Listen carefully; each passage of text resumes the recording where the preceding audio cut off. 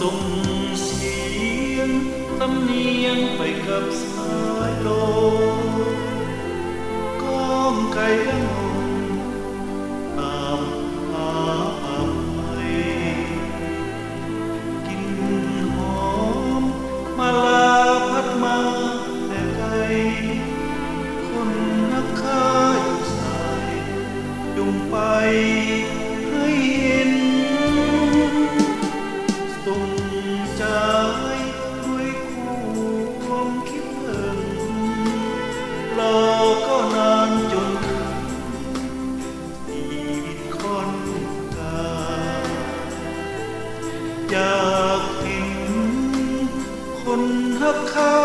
อยู่ใสบ่ต้องการสิ่งใดดังใจขอแต่ได้เห็นส่งเพลงลอยกับสายลม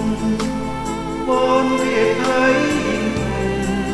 ขอเพียงได้เห็นคนนั้นได้หรือใดยังต้องใฝ่ฝัน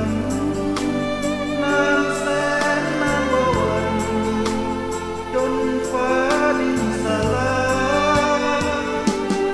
หากเสียงเพลงนี้ล่องลอยไปโลกไกลผู้ใดไปหาพบพา